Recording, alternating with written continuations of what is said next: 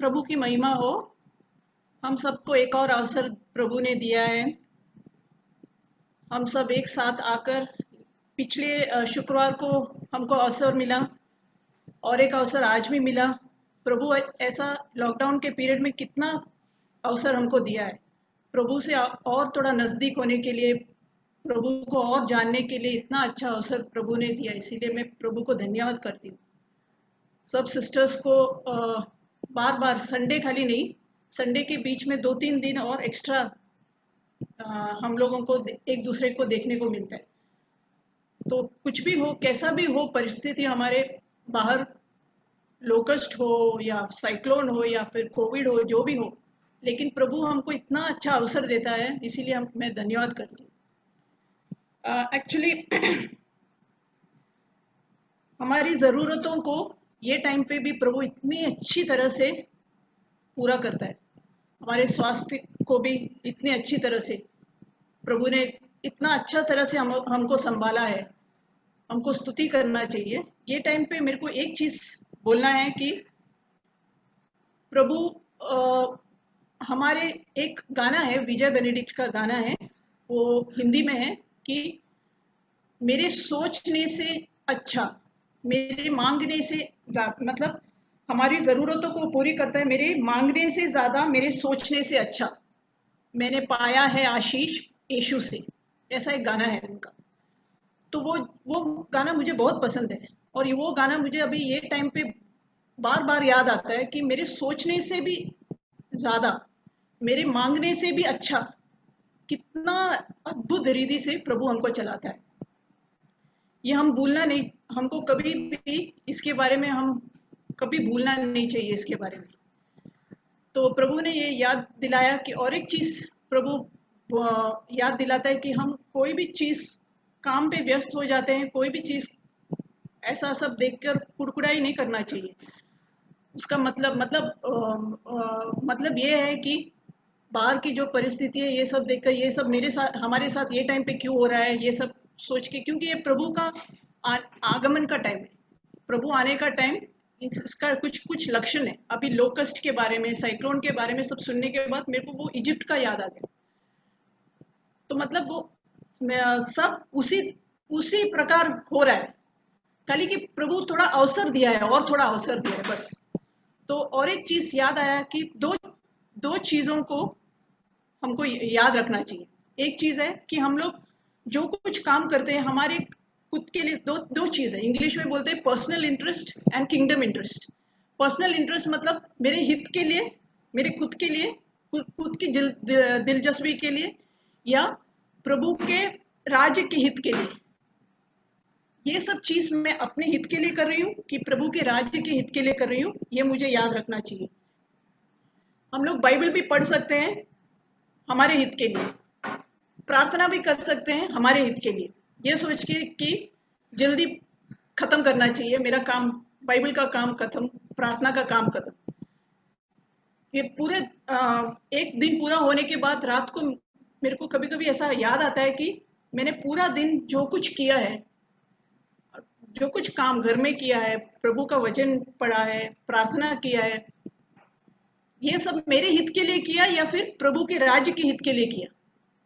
प्रभु बोलता है कि ये सब प्रभु के राज्य के हित के लिए करना चाहिए, कुछ भी हमारे हित के लिए नहीं। लेकिन मैंने ज़्यादा करके हर दिन मैंने अपने आप को जांच के देखा तो मेरे को लगा कि जो कुछ मैं कर रही हूँ शायद मेरे हित के लिए कर रही हूँ। मैं बाइबल पढ़ सकती हूँ, सैम 1 पूरा पढ़ सकती हूँ, लेकिन वो मेरा ड्यूटी खत्म करने के लिए कर सकती हूँ कि वो आश्वासन मिले कि मैंने बाइबल पढ़ा है। प्रार्थना कर सकती हूँ क्योंकि मेरा ड्यूटी करने के लिए, लेकिन दिल से प्रभु के लिए जो करते हैं वही प्रभु के राज्य में ज़्यादा उसको ज़्यादा मूल्य है। जो हम हमारे लिए खुद के लिए कर रहे हैं, प्रभु उसके लिए कुछ पूछता नहीं है, वो तो हम कोई भी करेगा। इसीलिए हम लोग सब ये टाइम पे अभी जब भी गवाही दे रहे हैं, सिस्टर्स सब मिलके हम ये अपने आप को जांच ले कि हम हमारे हित के लिए कर रहे हैं कि प्रभु के राज्य के हित के लिए कर रहे हैं। और ये याद रखें कि हम लोग हमारे मांगने से ज़्यादा, हमारे सोचने से परे प्रभु हम लोगों को कितना कितना सहायता कर रहा है। प्रभु हमको खाली ऐसा लगता है कभी कभी कि प्रभु बहुत पार्शियल है, प्रभु हमको एक्स्ट्रा केयर कर रहे हैं। तो ये टाइम पे हमको हम सब एक दूसरे को प्रार्थना में रखें, और अभी आगे जाके हम लोग एक एक सिस्टर से गवाही सुनते हैं।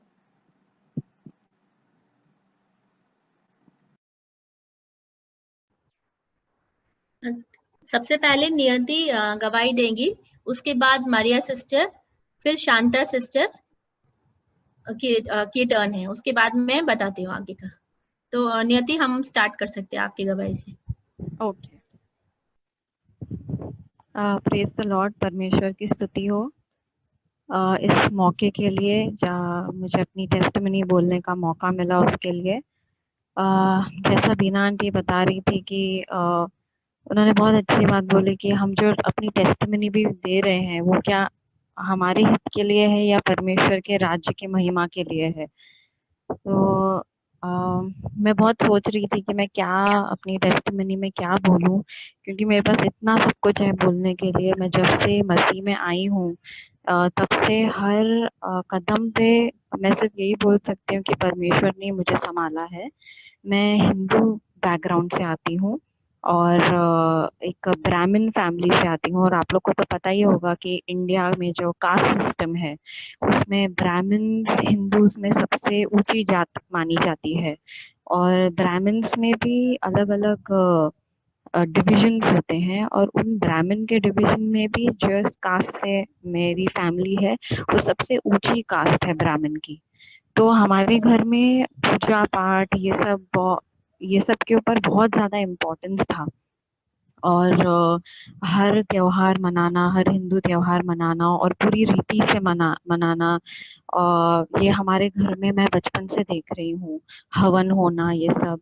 लेकिन मेरे पेरेंट्स ने मुझे कभी ये सब करने के लिए फोर्स नहीं किया, बट हाँ घर के बच्चे होने के नाते हम सबको ये सब में पार्टिसिपेट करना पड़ता था। लेकिन मैं कभी मंदिर वंदिर जाना और ये सब जाना मैं पसंद नहीं करती थी। पता नहीं क्यों, जब से मैं छोटी थी तब से ही मुझे मंदिर जाना इतना पसंद नहीं था, जबकि मेरे फैमिली में एवरी सैटरडे संडे मंदिर जाते थे। सैटरडे को हनुमान के मंदिर जाते थे और संडे को क्योंकि सबकी छुट्टी रहती थी तो एक एक करके सब मंदिर जाते थे जो नज़दीक में मंदिर था घर के। लेकिन मैं पता नहीं क्यों मुझे मन ही नहीं करता था। मुझे ऐसा लगता था कि हाथ से बनाई हुई मूर्ति कैसे मेरे प्रार्थना का जवाब दे सकती है। मैं बहुत छोटी थी, लेकिन प्राइमरी में थी, मैं प्राइमरी स्कूल में थी, और तब से ही मैं ये चीज़ें सोचती थी कि एक मूर्ति मेरे प्रार्थना कैसे सुन सकती है। और मैं बहुत कम प्रार्थना करती थी, क्योंकि मुझे लगता था ये मूर्ति मुझे सुन नहीं सकती। लेकिन मैं कभी मुझे प्रार्थना की ज़रूरत हो तो मैं बस आँख बंद करके मैं मैं ऐसे प्रार्थना करती थी कि वो परमेश्वर जिसने ये दुनिया बनाई है मैं उसकी प्रार्थना करती हूँ। और एक तो मैं ये हिंदू के इतने सारे भगवानों के बीच में मैं इतना कंफ्यूज हो गई थी कि मैं कौन से भगवान की प्रार्थना करूँ।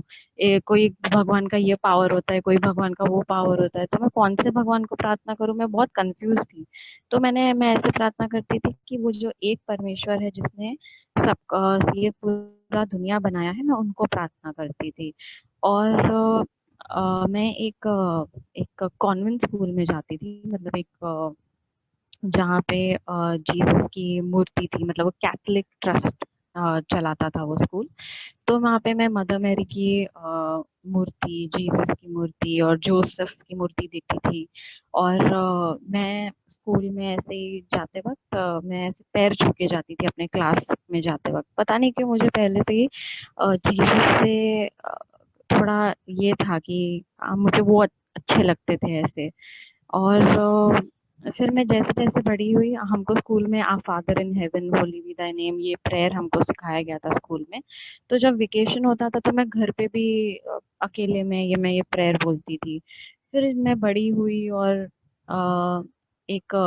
जब मैं 10वीं कक्षा में थी तब मुझे एक बहुत भयंकर बीमारी हुई थी जिसको मेनिंजाइटिस बोलते हैं। ये दिमाग में एक बैक्टीरिया का फॉर्मेशन होने के वजह से बहुत तेज़ बुखार आता है और थोड़े टाइम के बाद बेहोशी आ जाती है। और ये क्योंकि ये दिमाग से रिलेटेड बीमारी है तो ये बॉडी के कोई भी अंग को भी बेकार कर सकती है। तो मेरे पेरेंट्स को बोला गया था कि मेरी बचने की बहुत कम चांसेस हैं, और अगर मैं बच भी गई तो भी उनको तैयार होना होगा कि मेरे में कुछ ना कुछ खराबी हो सकती है, या तो मेरी रोशनी, आँख की रोशनी कम हो सकती है, या याददाश्त कम हो सकती है, या मुझे लकवा मार सकता है, कुछ भी हो सकता है, उनको भी नहीं पता। तो लेकिन उस वक़्त मैं 10वीं कक्षा में थी, और बट मुझे ऐसा लगता है कि उस वक़्त भी परमेश्वर का हाथ मेरे ऊपर था, और मेरे नाना जी डॉक्टर हैं, और मुझे बहुत सही ट्रीटमेंट मिला सही टाइम पे, और मैं बच गई। परमेश्वर ने मुझे मैं मानती हूँ, अब जब मैं पीछे देखती हूँ तो मुझे लगता है कि परमेश्वर ने उस वक़्त भी, परमेश्वर का हाथ मेरे ऊपर था, और उन्होंने मुझे ये बीमारी से निकाला। और ना सिर्फ मैं बच गई, बल्कि मुझे कोई साइड इफ़ेक्ट भी नहीं हुआ। जैसा डॉक्टर ने बोला था कि कुछ ना कुछ हो सकता है, बट मुझे कुछ भी साइड इफ़ेक्ट नहीं हुआ। इनफैक्ट मैं जब वो बीमारी से मैं रिकवर कर रही थी, मुझे 1 साल लग गया वो बीमारी से रिकवर करने में, और लेकिन मैं हेल्दी होती गई। मैं पहले से भी ज़्यादा हेल्दी होती गई, और अब जब मैं पीछे मुड़ के देखती हूँ तो मुझे ऐसा लगता है इसमें परमेश्वर का ही हाथ है। वो पूरा साल, मैंने 1 साल गँवा दिया था अपना, क्योंकि डॉक्टर ने बोला था मैं 10वीं की परीक्षा नहीं दे सकती, मैं स्कूल नहीं जा सकती, क्योंकि किसी भी टाइप का स्ट्रेस नहीं होना चाहिए मुझे, नहीं तो ये बीमारी वापस हो सकती है। तो मेरा वो 1 साल चला गया था पढ़ाई का, और मुझे बहुत बुरा लग रहा था, और मुझे बहुत रोना भी आ रहा था, क्योंकि मैं स्कूल में मैं काफ़ी अच्छी स्टूडेंट थी, मैं अच्छे मार्क्स आते थे मुझे, और मैं 10वीं के लिए बहुत मेहनत कर रही थी। और ये मई के टाइम में मुझे ऐसा हुआ था, जब 10वीं का क्लासेस शुरू होता है, और तभी से मैं स्कूल ही नहीं जा पाई थी वो पूरा साल, और एग्ज़ाम नहीं दिया था। तो मुझे इस चीज़ का बहुत दुःख था, और मुझे तभी तो मैं यीशु में भी नहीं थी। तो मुझे ऐसा लगता था कि भगवान मेरे साथ ऐसा क्यों कर रहे हैं, कि क्यों मेरे साथ ऐसा हुआ। फिर जैसे मैं कॉलेज में आई, डिग्री कॉलेज में आई, अ, तो हम लोग को ग्रुप्स में प्रोजेक्ट बनाने होते थे, प्रेजेंटेशन बनाने होते थे। तो मेरे ग्रुप में जिस पर्सन को डाला था, मुझे धीरे-धीरे पता चला कि वो पर्सन क्रिश्चियन है, जब बट उसका नाम हिंदू था। तो इस तरह से मैंने उससे ऐसे कुछ बातों-बातों में पता चला, तो मैंने उसको पूछा कि तुम्हारा नाम हिंदू है लेकिन तुम क्रिश्चियन हो। तो उसने बताया कि उसके डैडी जो हैं वो मसीह में आए, और इस तरह से। और पता नहीं कैसे जो मेरे अंदर बहुत सालों पहले की एक जिज्ञासा थी यीशु के बारे में, जब मैं बचपन से मैं अपने स्कूल में जीसस के बारे में देख रही थी, तो पता नहीं कहाँ से वो जिज्ञासा मेरे मन में वापस से उठी, और मैंने वो मेरे उस दोस्त को बोला कि क्या तुम मुझे जीसस के बारे में और बता सकते हो। और ये जो मेरे फ्रेंड थे, ये खुद भी एक बहुत अच्छे बिलीवर हैं। ये परेल चर्च में जाते हैं। तो वो खुद भी बहुत ज़ेलस बिलीवर है। तो उनके लिए भी एक बहुत अच्छा मौका था कि मैं उनको सामने से पूछ रही थी कि क्या आप मुझे यीशु के बारे में बता सकते हैं। तो उन्होंने हर रोज़ हमारा डिस्कशन होता था यीशु के बारे में, और जो मेरे मन में एक खालीपन था, वो यीशु के प्यार के बारे में जान के, उन्होंने मेरे लिए क्या किया है, उसके बारे में जान के मुझे ऐसा लगा कि यही वो चीज़ है जिसके लिए मैं प्यासी थी। और इतने वक़्त से मैं एक जॉइंट फैमिली में रहती थी शादी के पहले। मतलब मेरे मेरे बड़े पापा, बड़ी मम्मी, और मेरे मम्मी-डैडी और दादी, हमारी फैमिली थी। हम 8 लोग साथ में रहते थे। हम इतने बड़े परिवार में साथ में रहते थे, लेकिन फिर भी कहीं न कहीं मैं बहुत अकेला महसूस करती थी। वो लोग मुझसे बहुत प्यार करते थे, लेकिन फिर भी कहीं न कहीं मैं बहुत अकेला महसूस करती थी। अ, जब मुझे यीशु के बारे में पता चला, और कहीं न कहीं यही जो अकेलापन था, इसी ने कहीं न कहीं वो नींव डाली कि मैं यीशु को अपना पाती। और अ, फिर मैंने, जब ये दोस्त ने मुझे यीशु के बारे में और बताया, तो मुझे ऐसा लगा कि यही वो प्यार है जिसके लिए, और जिसके लिए मेरा दिल बहुत प्यासा था। और फिर मैंने यीशु को अपनाया जब मैं कॉलेज में थी। और अ, और फिर धीरे-धीरे परमेश्वर मेरे ज़िंदगी में कार्य करते गए। मैं चर्च अटेंड नहीं कर पाती थी रेगुलरली, क्योंकि मेरी फैमिली बहुत ज़्यादा स्ट्रिक्ट थी। मुझे कहीं भी, कॉलेज के अलावा मुझे कहीं भी आने-जाने की अनुमति नहीं थी। तो और मेरे में उस वक़्त इतनी हिम्मत भी नहीं थी कि मैं उनसे कह पाऊँ कि मैं मैं मैं यीशु में बिलीव करती हूँ अब। तो मेरे कॉलेज के थ्रू आउट मैं जिस फ्रेंड के घर में जब बाइबल स्टडी होती थी, मैं सिर्फ़ वो अटेंड कर पाती थी। और लेकिन फिर भी उस वक़्त भी परमेश्वर ने अपने वचन के द्वारा, मैं बाइबल बहुत पढ़ती थी और वो घर पे भी मुझे बाइबल छुप-छुप के पढ़नी पड़ती थी। मैं अपनी किताबों के बीच में छुपा के बाइबल पढ़ती थी, या कॉलेज जल्दी पहुँच जाती थी ताकि लेक्चर शुरू होने से पहले मैं बाइबल पढ़ लूँ। और अब जब मैं याद करती हूँ तो वो सारे दिनों में ही परमेश्वर ने मेरे ज़िंदगी में एक नींव डाला उनके वचन के तरफ। और परमेश्वर ने अपने वचन से मुझे सिखाया। मुझे कोई सिखाने वाला नहीं था, बट परमेश्वर ने मुझे एक-एक चीज़ों के बारे में कन्विक्शन दिया। अ मुझे कभी-कभी कॉलेज जाते वक़्त मुझे आदत थी कि हनुमान मंदिर बीच में पड़ता था। तो मैं ऐसे जैसे बहुत सारे हिंदू लोग करते हैं, तो मैं ऐसे पैर छू के जाती थी। तो एक बार जब मैं ऐसे ही जा रही थी, तभी मुझे ऑलरेडी यीशु के बारे में पता चल चुका था।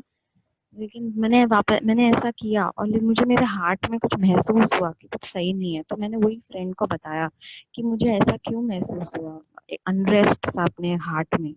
तो उसने फिर वो मुझे मेरे फ्रेंड ने बोला, क्योंकि ये सारी जो दूसरी चीज़ें हैं ये डीमन्स हैं। और उस वक़्त मुझे रियलाइज़ हुआ कि यीशु को फ़ॉलो करना यानी मुझे मेरे परिवार से, वो लोग जो भी चीज़ें मानते हैं, वो सारी चीज़ों से मुझे अलग होना पड़ेगा। तभी मैं सिर्फ़ 19-20 साल की थी। और और मुझे और जिस तरह से, जिस वातावरण में मेरा पालन-पोषण हुआ था, मैं एक बहुत ही डरी-डरी सी रहने वाली और बहुत वैसे टाइप की लड़की थी। मैं ज़रा भी, मेरे में ढाढ़स नहीं था। बट जब मैंने ये सोचा कि मुझे यीशु अगर मुझे यीशु को फ़ॉलो करना है तो मुझे मेरा परिवार से पूरा मुँह मोड़ना पड़ेगा, और जो भी वो लोग फ़ॉलो करते हैं मतलब उनके पूरा अगेंस्ट जाना पड़ेगा।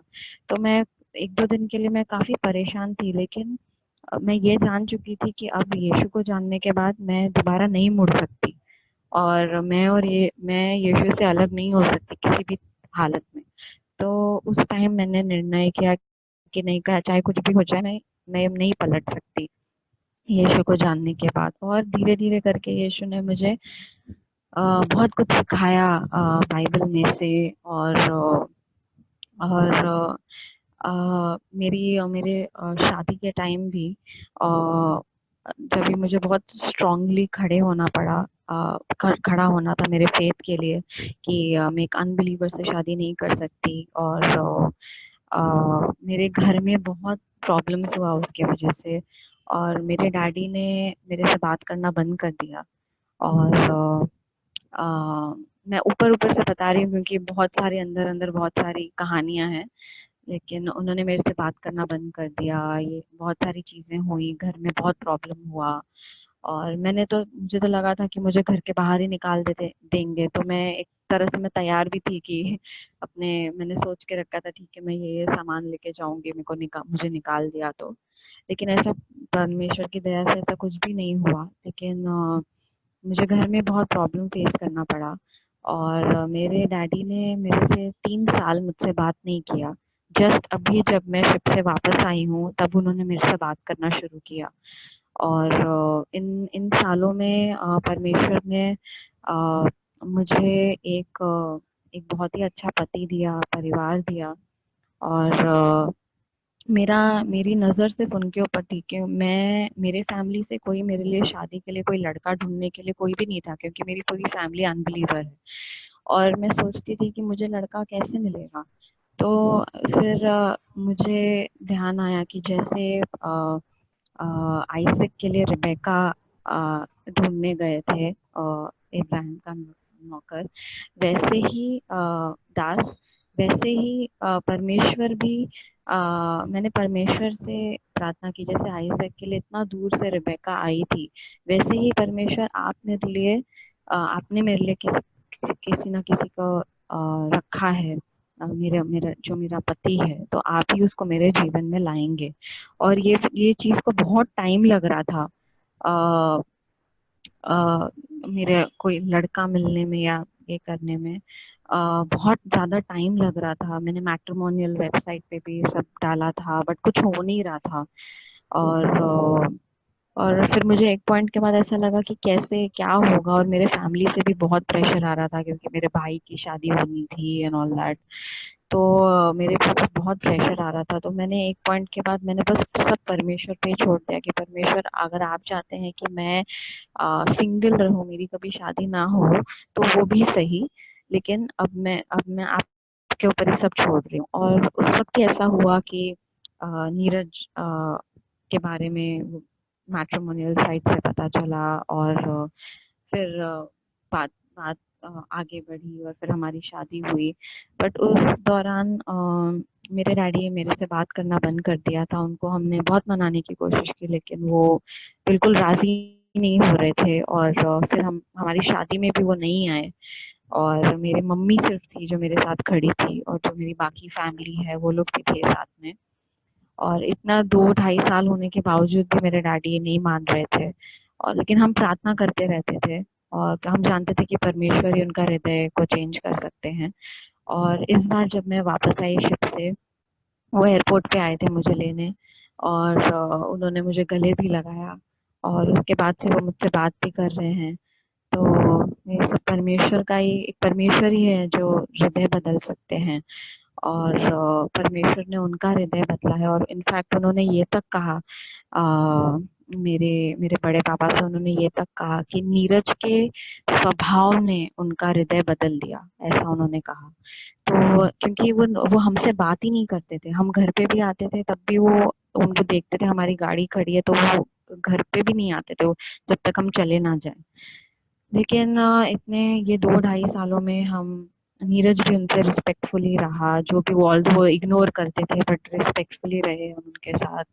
और मेरे पर ये परमेश्वर ने उनके हृदय में काम किया। और अभी मेरे डैडी ने अपने मुंह से कहा कि नीरज ने उनको बदल दिया, नीरज के स्वभाव ने, नीरज ने उनको पिघला दिया, उनके दिल को पिघला दिया। तो ये बहुत बड़ी बात है, और ये परमेश्वर का ही किया हुआ है कि हम अपने शब्दों से नहीं बट अपने आचार से, अपने बिहेवियर से किसी को जीत पाए। और मैं परमेश्वर का ये सब परमेश्वर की वजह से ही हुआ है। और मैं धन्यवाद करती हूँ परमेश्वर का कि अभी भी नीरज को भी उन्होंने सही सलामत मलेशिया में रखा है। वो शिप से उसको होटल में मूव किया है, और एकदम वो सही सलामत है। और मैं विश्वास करती हूँ कि वो सही सलामत घर पे भी आ जाएगा। और मेरे पूरे जीवन में मैंने हर मोड़ पे परमेश्वर को मुझे अपने हाथों में, ऐसे जैसे हम किसी बच्चे को कैसे अपने हाथ में रखते हैं ताकि उसको कोई मतलब उसको अगर वो गिर भी जाए तो भी उसको संभाल के उठाते हैं, बस मैं अपने आप को ऐसे ही देखती हूँ कि मैं गिर भी जाऊं तो भी परमेश्वर मुझे वैसे प्यार से उठा के हर एक मोड़ पे मुझे आगे आगे लेके जा रहे हैं। तो परमेश्वर का बहुत बहुत स्तुति हो, और बहुत बहुत धन्यवाद, वो मेरे जीवन में जो कार्य कर रहे हैं। और मेरी मेरी यही बस मैं परमेश्वर के राज्य में काम आऊं, और उनके राज्य में मैं फल दे पाऊं, बस यही अ, मेरा मेरा ड्रीम है और मेरा होप है। तो परमेश्वर की स्तुति हो। Thank you. मैं प्रभु को धन्यवाद करती हूँ इस समय के लिए, और धन्यवाद करती हूँ कि नियति का टेस्टिमनी सुनकर बहुत अच्छा लगा। प्रभु का कहीं ना कहीं हमारे जीवन के अंदर योजना होती है, वो योजना हमको समझने में कभी कभी बहुत मुश्किल होती है। और ये योजना मैं इसलिए बोल रही हूँ क्योंकि परमेश्वर ने हमारे लिए कुछ अच्छा रखा था, जो हमको नया घर में इस समय हमको लाके रखा है। और यहाँ पर रखने के बाद जो वायरस का ये निकला है वो बहुत ही खतरनाक था। अगर हम पुराने घर में होते तो बहुत हमें मुश्किल होती थी, लेकिन प्रभु ने हमको वहां से निकाल कर हमें एक नया घर में रखा, जहाँ पर हमें कोई तकलीफ नहीं, कुछ नहीं, और अच्छे से हमें रखा। प्रभु को मैं धन्यवाद करती हूँ। और ये वायरस से प्रभु ने मुझे ये सिखाया कि हमें कैसा जीना है। तो मैं हमेशा खाना जो होता था मैं हमेशा फेंकती थी। मैं कभी भी थोड़ा भी अगर उसमें नमक मिर्च कुछ ज़्यादा होएगा तो मैं कभी खाती नहीं थी, मैं उसको फेंक डालती थी। और इस दौरान जो 3 महीने करीब 2.5 महीने से मैं ऐसा न्यूज़ में मैं देखती थी, काफ़ी लोगों को खाना नहीं मिलता था और वो बहुत तकलीफ़ करके वो लोग जीवन को जी रहे थे, वो माँग-माँग कर खा रहे थे। वो देखकर मुझे बहुत बुरा लगता था उनको। और फिर मैं अपने जीवन को मैंने देखा कि मैं कितनी बुरी तरह से मैं उस खाने को मैं फेंकती थी और मैं कभी वो खाना कभी रिस्पेक्ट नहीं करती थी, क्योंकि हमको खाने का रिस्पेक्ट का वचन में कहता है कि प्रतिदिन का भोजन हमें दो करके, मत्ती में कुछ लिखा है।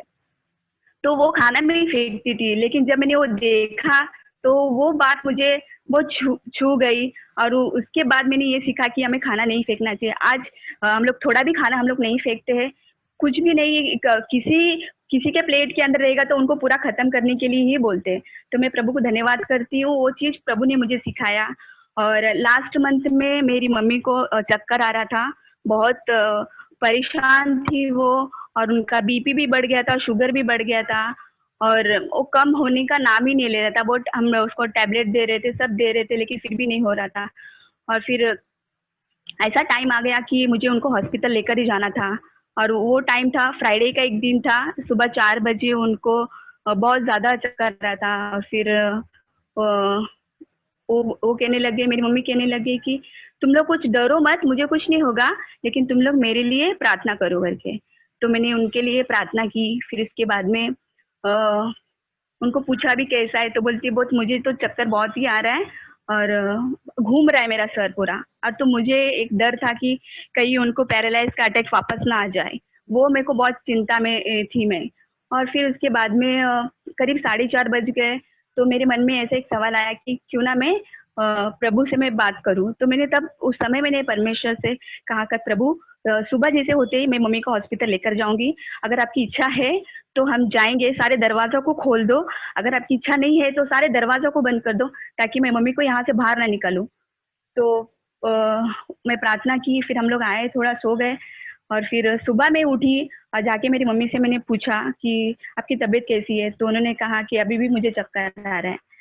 तो फिर जैसे मैंने मुड़ी और एक था कि मुझे अभी कॉल करना है हॉस्पिटल में, तो वहाँ पे परमेश्वर ने मुझसे बात किया, कहा क्या तुम्हें विश्वास नहीं है? तो मैंने उस आवाज़ को मैंने इग्नोर किया और फिर मैं आई, अपना फ़ोन उठाई और फिर मैंने हॉस्पिटल में फ़ोन लगाया। मैंने उनको वहाँ पे मैंने उनको बोला कि ऐसा पेशेंट है, मैं उनको लेकर आती हूँ। तो उन्होंने कहा कि आप नहीं आ सकते हैं, क्योंकि जड़वानी का जो ओपीडी है वो बंद है, आप नहीं आ सकते। तो मैं प्रभु को धन्यवाद करती हूँ कि परमेश्वर ने उस दरवाजा को बंद किया। और जो 4:30 बजे का सुबह का समय था, वहाँ पर मैंने ओला ट्राई की थी, क्योंकि मुझे ये था कि मैं ओला में उनको लेकर जाऊंगी, लेकिन ओला हमारे यहाँ पे अवेलेबल नहीं दिखा रहा था। मैंने कहा ठीक है, चलो सुबह होते ही मैंने रिक्शा में लेके जाऊंगी, लेकिन कैसे भी मैं उनको हॉस्पिटल लेकर जाऊंगी। और मैंने ये प्रार्थना भी किया था कि अगर प्रभु आपकी इच्छा नहीं है तो दरवाजा बंद कर देना सारा।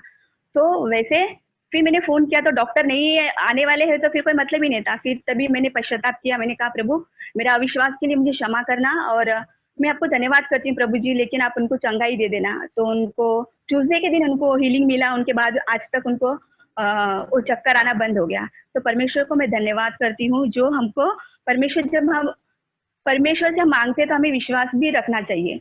कभी कभी अविश्वास हम दिखाते हैं कि प्रभु करेंगे नहीं करेंगे, तो वो डाउट मेरे लिए वो था, लेकिन परमेश्वर बहुत ही क्लियरली बताया था कि क्या तुम्हें विश्वास नहीं है।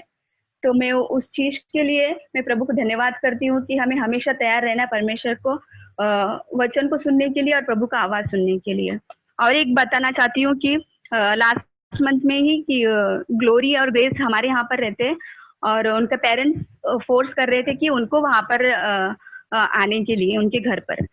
तो बच्चे लोग को नहीं जाना है वहाँ पर, वो लोग कह रहे थे कि नहीं हम यहीं पे रहेंगे, लेकिन मेरी सिस्टर है वो बोल रही थी कि नहीं बहुत दिन हो गया वो लोग वहाँ पर है तो उनको आने दें यहाँ पे। तो फिर बाद में वो बच्चे लोग ने बोला कि नहीं आप हमारी आंटी से पूछ लो, अगर वो बोलती है तो हम आएंगे। तो फिर बाद में उसका डैड का फ़ोन आया ग्रेस के लिए, तो वो बोल रही थी कि नहीं मैं कुछ नहीं बोल सकती हूँ, लेकिन आप आंटी से बात करो करके। तो फिर बाद में मैंने बोला कि नहीं, अभी वायरस भी बहुत है, तो फिर आप थोड़े दिन रहने दो, उसके बाद जब भी ठीक होगा तब उनको मैं भेज दूंगी। तो फिर बाद में वो ठीक हुआ। फिर बाद में फिर मुझे अंदर ही अंदर मुझे बुरा लगने लग गया कि क्या मैं उनको फैमिली से मैं बच्चों को अलग करके रखी हूँ क्या? मुझे इंटरफेयर करना चाहिए किसी के लाइफ के अंदर। वो दोनों भी माता पिता चाहते हैं, अब माता पिता अपने बच्चों के बारे में अच्छे ही चाहेंगे, और मैं यहाँ से उनको भेजना नहीं चाह रही हूँ। तो फिर मैं बहुत प्रार्थना कर रही थी कि प्रभु मैं क्या करूँ, उनको भेजूँ कि क्या करना है। तो मैं ये रोज मेरा प्रार्थना होता था कि परमेश्वर प्लीज मुझे बताओ बताओ। और करीब 4 दिन के बाद में मुझे एक खबर आई कि जहाँ पर ग्रेस रहती है उसके चौल में एक वहाँ पे पेशेंट मिला है पॉजिटिव। तो फिर वो सुनकर मुझे बहुत खुशी हुई।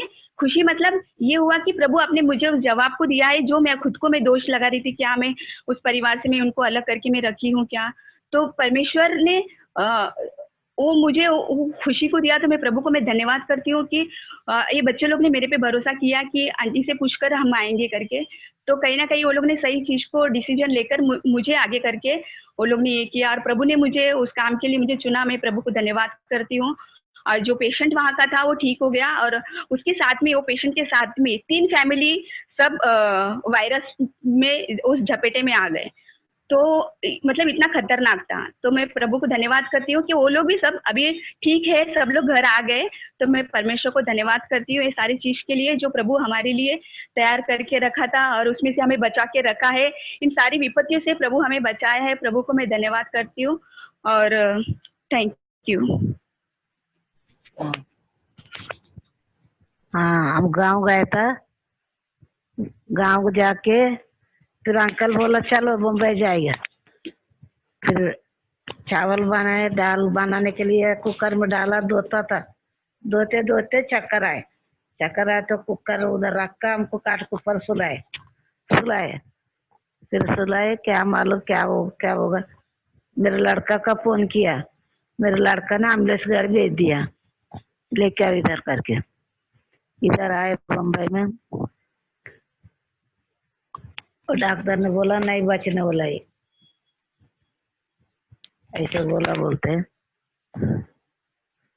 बचने वाला नहीं है। परमिशन की बात है। बस उधर लेके गए ना बांद्रा में, परमिशन ने मेरे को बचे है। 4 साल हो गया अभी।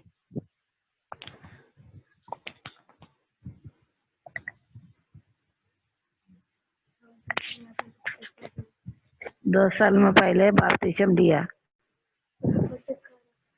सब कुछ करा। प्रभु का दया से चल रहा है।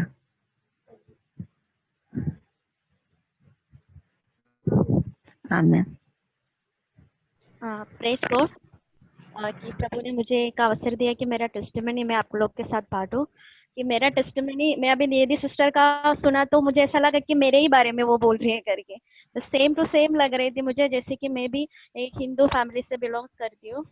और जैसे कि पहले हम लोग यीशु को तो यीशु के बारे में हम लोग मुझे मालूम थी क्योंकि मैं मेरे घर में मेरी ग्रानी है, वो यीशु को बहुत मानती थी, आरसी चर्च में जाती थी। उनको हिंदू देवता से भी ज्यादा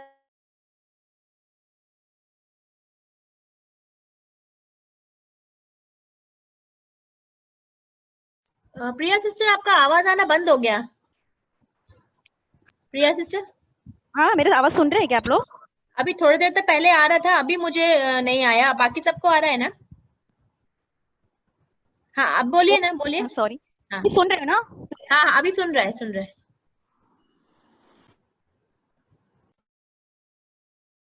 बाइबल हेलो वो सब सुना था आपने? नहीं सुना। नहीं सुना, ठीक है। तो मैं क्या बोल रही हूँ कि मेरा परिवार हिंदू फैमिली से है, तो भी ना मेरा ग्रानी यीशु को बहुत मानती थी, क्योंकि उनका जो दोस्त लोग हैं, नन लोग रहते थे चर्च का, तो उनको उस यीशु के बारे में बहुत कुछ मालूम था कि ऐसे यीशु का स्टोरी सब, यीशु का क्या है, कौन है करके। तो हमको हमारे साथ भी वो बांटती थी ऐसा, तो पहले से हमको यीशु के बारे में ऐसा मालूम था। लेकिन कभी ऐसा नहीं हम छोड़ के यीशु को अपनाओ करके, ऐसा कुछ नहीं था घर में। मेरे हिंदू जो हम लोग आराधना करते थे, दिया जला के प्रार्थना करते थे, तभी यीशु के लिए भी हम यीशु का भी गाना गाते थे, प्रेयर करते थे, सब साथ में करते थे और चर्च में भी जाते थे। ऐसा एक लाइफ था मेरा चाइल्डहुड, मतलब बचपन का जो मेरा लाइफ में। और जैसे कि मैं बड़ी हो गई तो भी मैं क्रिश्चियन स्कूल में जाती थी, तभी भी हम लोग प्रेयर में जाती थी, सब कुछ करती, चर्च में जाती थी, आरसी चर्च में जाती थी, ऐसा बहुत कुछ करती थी। लेकिन कभी भी वो धर्म चेंज करने जैसा दिल में नहीं था। फिर बाद में जब बड़ी होके काम में लग गई, तभी मुझे किरण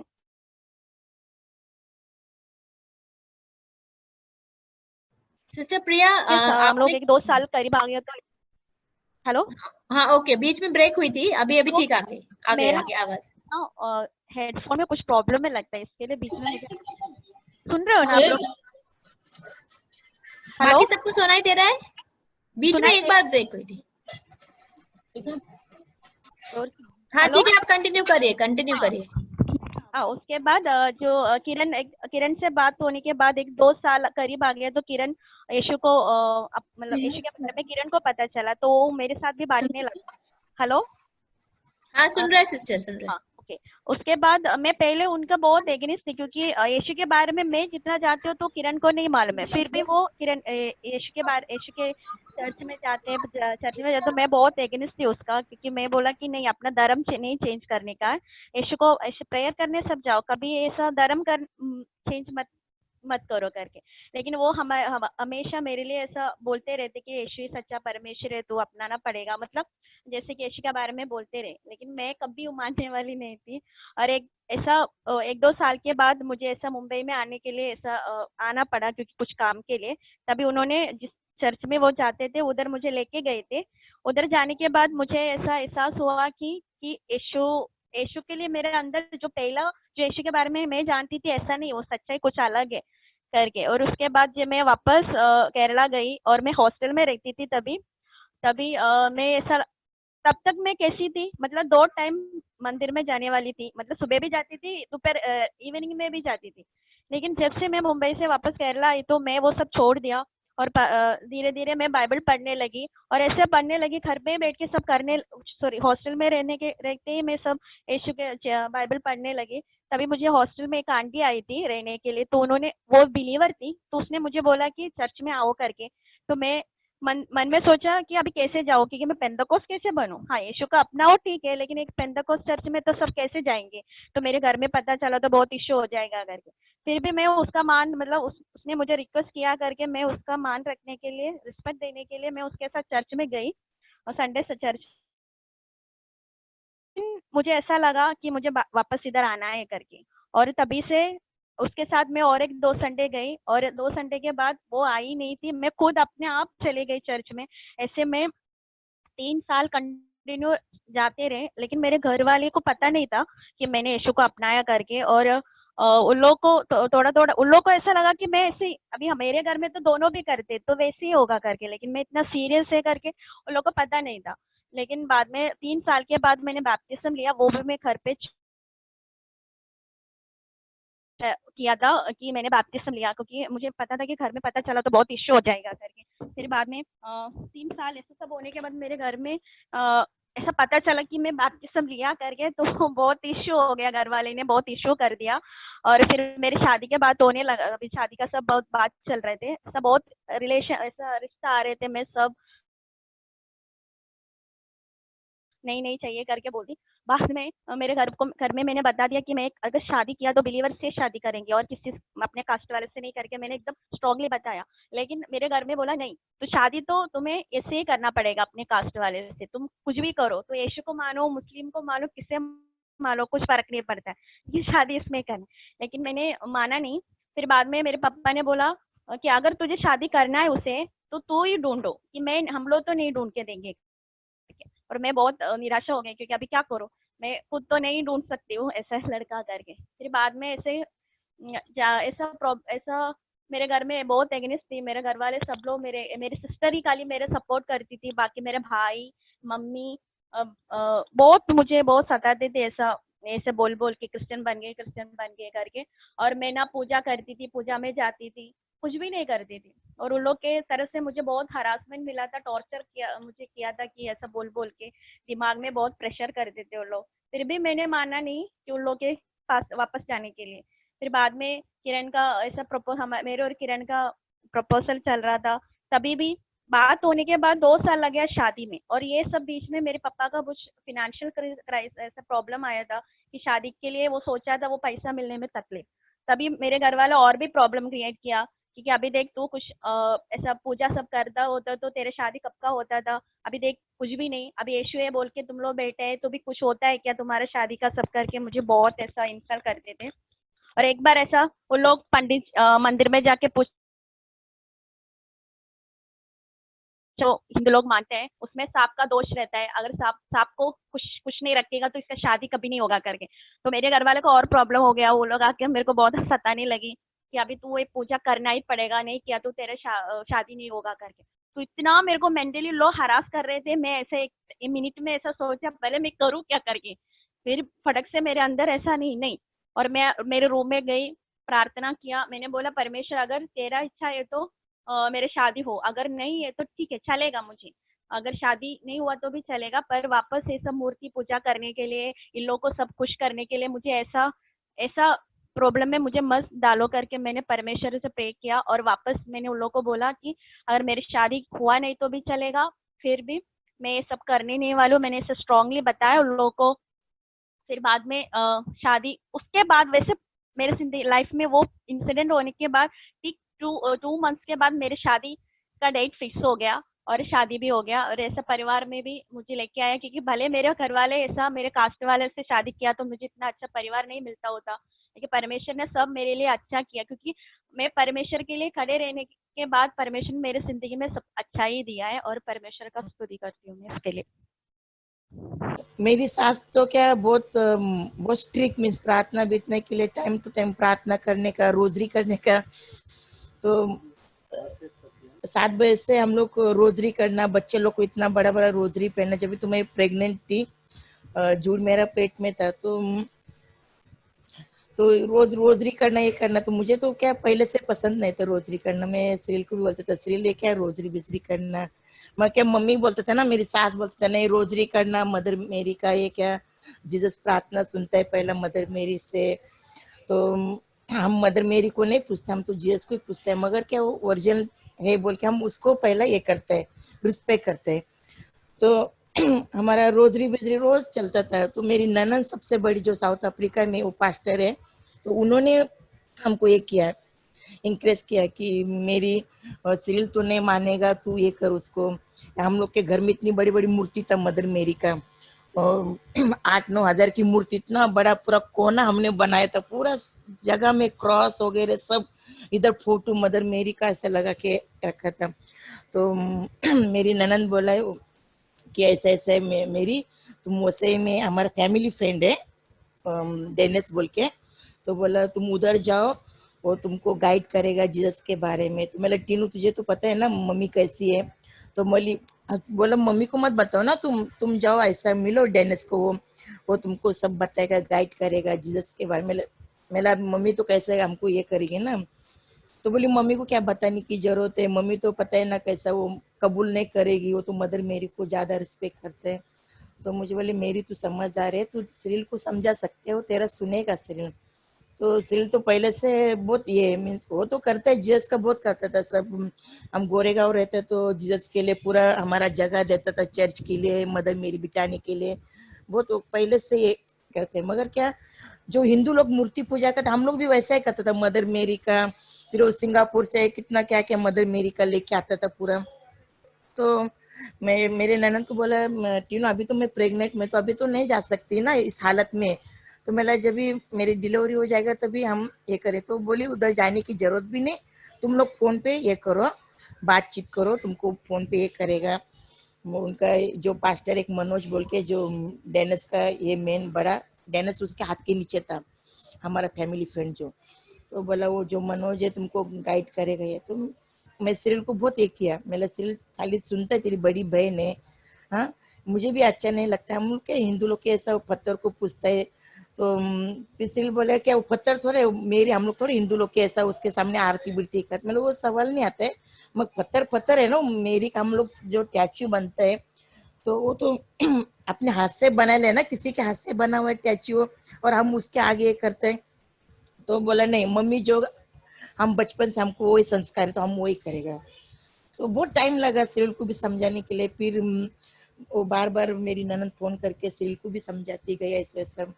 फिर सीरियल बोला ठीक है। फिर हमको वो मनोज जो हम पास्टर था हमारा, वो हमको फोन करता था, हमको सब बताता था बारे में। तो मेरा देखो पास्टर बाइबल बोल तो मेरी सास तो सब इसमें बहुत ये है, बहुत उसका विश्वास बहुत प्रभु पे, और जितना एक बार खाना भूल जाएगी इतना उम्र में, मगर वो प्रभु को प्रार्थना करना रोजरी करना वो कभी भूलेगी नहीं वो।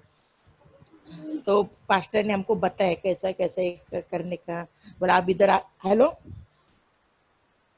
हाँ सिस्टर, हेलो सिस्टर सुन रहा है, सुन रहा है। हाँ, तो हमको पास्टर ने गाइड किया। फिर हम लोग उधर जब भी मेरा जूड हो गया, मेरी डिलीवरी हो गया, उसका 8-9 महीने के बाद हम लोग उधर चर्च का मिस चल रहा था, हम उधर गए।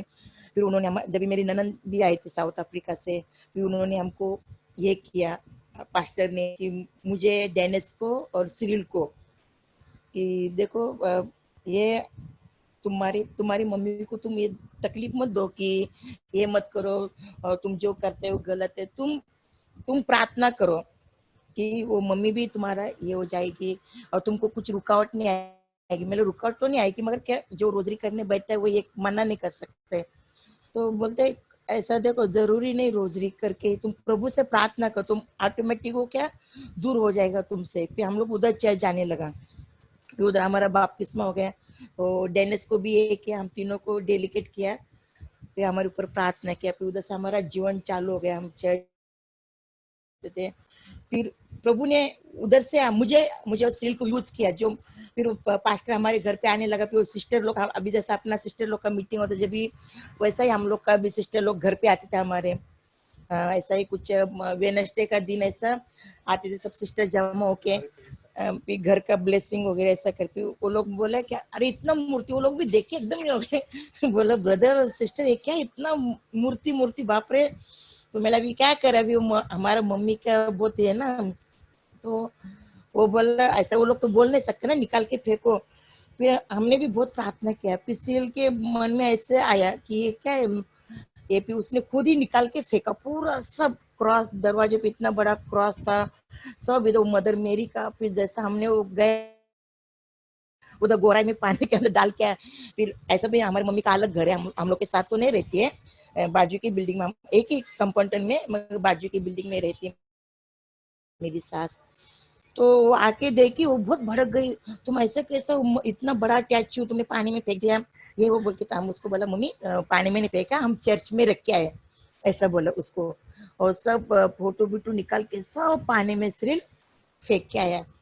फिर ऐसा करते करते फिर वो मम्मी हमसे बहुत हो रहे, हाँ तुमने ये किया, मदर मेरी को हम थोड़ा भगवान मानते हैं, मदर मेरी को उसका रिस्पेक्ट करता है ये वो, तुम अपने परिवार को छोड़ के दूसरे का सुनते है, टीनू भी ये करके गई ऐसा ही, उसने अभी तुमको भड़काया है। मेरे देखो मम्मी टीनू ने ना हमको भड़काया ना हमको किसी ने ये किया, अभी भी हम वही प्रार्थना करते हैं। और रोजरी में आप बताओ ये मूर्ति में क्या है मम्मी, तो मम्मी बोलेगी मुझे मत सिखा मेरी, तू मुझे सब ज्ञान है, हम थोड़ा मेरी को भगवान मैंने, अरे मम्मी आप भगवान नहीं मानते, मुझे जो कुछ आप उसके सामने ये करते इतना टैचू बताओ। फिर ऐसा कर मम्मी का मेरा बहुत ही होता था, वो कभी भी बोलेगी मुझे मत सिखा मेरी, मैं तेरे से बड़ी हूँ। मेरा हाँ बाबा मम्मी आप बड़ी, अभी उसको कोई सिखा भी नहीं सकता मेरे सास को। तो बहुत हमने भी बहुत तकलीफ सहन किया। अभी भी हमारे सोसाइटी में हम इतना मीन्स स्टार्टिंग से सोसाइटी में रहते हैं, अभी इतना है जो हम जब से बिलीवर बने तब से ना लोग अभी भी हमसे इतना बात नहीं करते। जो पहला रिलेशन था हमारा लोगों के साथ, क्यों चर्च के लोग आते थे, फिर हमारा वो जो प्रिस्ट वो भी आया था, उसने भी क्यों हर साल में वो एक बार आते हैं ना, तो देखा कि सब इधर सब वचन वचन लिख के रखा है। तो बोला ये क्या है, तुमने चेंज किया है क्या तुम्हारा ये धर्म? तो मैंने धर्म किधर चेंज किया फादर से भी, तो फादर ही बोलते थे हम लोग, क्यों मालूम नहीं था ना फादर नहीं बोलने का। तो मैंने फादर धर्म नहीं चेंज किया, धर्म तो एक ही है, हाँ? और खाली एक उसका सोचने का तरीका अलग है। बाकी देखो मतलब हम किसी को धर्म चेंज नहीं किया, ना किसी को अपनी जिंदगी में लिया, खाली जो हमारा जीवन था, पथरीली जीवन था, उसको हमने पानी में दफना दिया, बस इतना ही है। तो उसको भी पास्टर ने भी, पास्टर बोलते प्रिस्ट ने सब चर्च में बोला हमारे बारे में कि ऐसा ऐसा वो लोग के मीन्स ये नहीं रखने का, अभी वो लोग हमारे इस पे नहीं है। तो अभी हमारे सोसाइटी के लोग भी हमसे इतना है ऐसा बात करता है यार, मगर जो पहला रिलेक्शन था हमारा, तो अभी इतना कोई रिलेक्शन नहीं रखता हम लोग से। क्यों बोलते हैं कि नहीं तुमने जात छोड़ दी है, तुमने ऐसा ऐसा अलग जात पकड़े, और बपतिस्मा ऐसा। मैंने एक दो जन को बताया बपतिस्मा देखो तुम ऐसा करते, छोटे बच्चों को क्या मालूम है बपतिस्मा का मतलब क्या है, बचपन में करते हैं बपतिस्मा। हाँ, जीसस का भी बपतिस्मा 30 साल में हो गया उसका बपतिस्मा। तो वो लोग क्या अपना ही स्टोरी बताता, नहीं वो ब्लेसिंग है बच्चे को जो अपन प्रभु को ये करते हैं। तो मैं छोड़ देती, मैं जाने दे, जो अभी जो पत्थर के लोग हैं उनको क्या अपने अपने सर फोड़ के लेने ऐसा है, तो उनको मैं छोड़ देते हैं। हमने बहुत तकलीफ सहन किया, बाद में प्रभु ने मुझे और सिल को यूज किया। जो मेरी सास बचपन से जो कैथलिक इतना मूर्ति पूजा, मैं जब वो बीमार गिरा, जो गिर के पूरा बिस्तर पे हो गए, तो हम लोग ही प्रार्थना कर करके उसके लिए, फिर उसने उसको बोला, हम बोलते थे मम्मी देख तू इतना प्रार्थना करके भी मदर मेरी इतने बुक्स पढ़ता है, इतना बाइबल पढ़ता है, मगर देख तू है एक पत्थर तू ज्यादा करी ना मदर मेरी को करी। तो उसको बहुत गुस्सा है, तुम मदर मेरी के बारे में कुछ नहीं बोलने का मेरी। तो हम लोग कभी भी चर्च से आएगा तो उसको बताता था कि आज इतने इतने लोगों ने बपतिस्मा लिया मम्मी। तो बहुत प्रेज द लॉर्ड करती थी, वो भी हालेलुया बोलती थी। फिर जब वो बीमार गिरा, हॉस्पिटल में जाने का टाइम था उसका, तो हम उसको बहुत बोलता है। फिर मेरी ननद जो ऊपर रहती वो भी सेम है कैथलिक एकदम, तो वो भी मम्मी को बोलता है अभी श्रील मेरी हो गए तो तुझे भी जबरदस्ती करेंगे, ये सब निकाल बिकाल, मम्मी ये मत निकालना मदर मेरी का वगैरह बोल के उसका मम्मी का कान भरते। ऐसा वक्त आया कि मेरे सास का इतना बीमार, पूरा मुंह ऐसा बलून कैसा हो गया था। तो उसने हमको बुलाया प्रार्थना करने के लिए कि श्रील मेरे आप आके प्रार्थना करो। मेरे लिए कामवाली को बोला कि जब मेरे बेटे को बुलाओ, मेरे बहू को बुलाना। तो वो हमारी काम वाली आके बोली आपको बुला रहे साहब, आंटी बुला रही आपको। तो गए तो देखते मम्मी का बहुत तबीयत ज्यादा एकदम खराब हो गया। तो मम्मी बोली कि सीरियल मेरी तुम लोग प्रार्थना करो मेरे लिए, देखो क्या हो गया, पूरा मुंह इतना सूज गया था, बलून कैसे उसका मुंह सूज गया था। तो हमने प्रार्थना किया, श्री ने उसके ऊपर हाथ रखा और प्रार्थना किया। तो जैसा प्रार्थना करते गए ना, उसका पूरा चेहरा जो बलून के ऐसा पूरा ऑटोमेटिक एकदम ऐसा पिघल, जैसा कैंडल होता है वैसा पिघल गया पूरा। वो काम वाली देखती गई। फिर जब प्रार्थना हो गया खत्म, तो मम्मी का चेहरा एकदम ये हो गया, आईना लाके दिखाया काम की व्हील चेयर पे थी ना मेरी सास। तो काम वाली ने उसको आईना दिखाया, बोलते आंटी आपका चेहरा तो एकदम पूरा उतर गया एकदम। तो बोलते हाँ सिरिल। फिर मम्मी बोली सिरिल देख मुझे ना प्रभु ने छुआ, ऐसा लगा कि मेरा शरीर एकदम हल्का सा हो गया, पता नहीं मुझे क्या हो रहा है। तो वो खुद के मुझसे बोली कि ये सब हटा दो, बोल रहे ये सब मूर्ति, खाली वो जो प्रभु भोजन का जो अंतिम का दिन का रहता है, वो सब 12 लोगों का भोजन का खाली वो रखना, बाकी सब निकाल बोले। फिर सिरिल बोला देख मम्मी ब्रेंडा ने बोलना चाहिए कि हमने जबरदस्ती किया ऐसा ऐसा बोल के ना, तो हम लोग के ऊपर आएगा। तो बोली नहीं मैं बोल रही ना तेरे को, बोली मैं तो खुद नहीं निकाल सकती ना, मैं तो आपा ऐसे हो गई ऐसा वैसा बोल के, तो तू ही निकाल सकते है ना। फिर हमने पास्टर को फोन किया मनोज को कि मनोज पास्टर ऐसा ऐसा मम्मी बोल रही, तो बोली वापस मम्मी को पूछो तुम, ऐसा नहीं कि तुमने जबरदस्ती किया। तो सिरिल बोला हमने कुछ बोला भी नहीं, उसको निकालो क्या, जैसा उसका ऐसा हालत हो गया था। तो हमने प्रार्थना किया तो प्रभु ने वो चमत्कार उसको दिखाया। तो तभी मम्मी खुद से मुझसे बोली कि ये निकालो सब। हम कितना 2 गोनी निकाला मूर्ति उसके घर से पूरा, लेके फिर वो बोली किधर फेंको मत, बोली चर्च किधर छोड़ के, फिर हम उसका मम्मी का जो सब 2 गोनी चर्च किधर छोड़ के आया। तो प्रभु ने ऐसा कार्य किया। उसके बाद मम्मी हमारे 15 दिन क्या 20 दिन ही जी, और ऑलरेडी प्रभु ने उसको ग्रहण किया था। उसको ऑलरेडी वो ये उसका आत्मा प्रभु ने ले लिया था, खाली उसका शरीर ही रुका था। तो प्रभु ने इतना सामर्थ्य कार्य किया कि हम प्रभु के होके भी हम वो जो मूर्ति को पूछ रहे थे, तो इसलिए सब मम्मी के ऊपर आ रहा था, बीमारी का, गिरना तोड़ना। तो प्रभु ने जो जड़ था हमारा, वो एक पत्थर को मिस कर रहा था, तो प्रभु ने वो दिखाया कि तेरा जड़ जो है मजबूत, जिसने तुझे ये किया वही पत्थर को पूछ रही है। भले इतनी बहुत मेरी सास बहुत अच्छी थी, मैं उसके अंदर एक गुण था कि मदर मेरी को ही ज्यादा करना। तो प्रभु को धन्यवाद। और अभी भी प्रभु हमको चला रहा है, जो कुछ प्रभु हमको बताते हैं हम वैसे सुनते हैं। बाइबल हमारा ताकत है, जो कुछ हमको नहीं समझता है मैं भी ना, मैं सीरियल का सुनती हूँ, मेरा जो मुझे ऐसा लगता है मैं बाइबल खोलते हैं, बाइबल से मैं ज्ञान देती हूँ। मैं कोई इंसान का मैं ज्ञान नहीं देती, जो प्रभु ने मुझे ज्ञान दिया। और प्रभु ने मुझे यूज किया सीरियल के लिए, और मुझे यूज किया टीनू के, उसके बहन के लिए, कि कैसा पत्थर से निकले। इसलिए मैं प्रभु को हमेशा धन्यवाद बोलती कि प्रभु हम भी पत्थर में थे, कि तूने हमको इसमें से निकाल के एक नया जीवन दिया। आज हमको 9 साल हो गए, 9.5-10 साल हो गए कि हम प्रभु में हैं, बपतिस्मा करके प्रभु के जीवन में जी रहे। अभी भी कुछ है, मगर वो क्या शारीरिक का है, जो मगर जो प्रभु का जो आत्मा हमारे अंदर जो बांधा हुआ है, उससे हमको कभी कोई शैतान नहीं निकाल सकते हैं। प्रभु को धन्यवाद।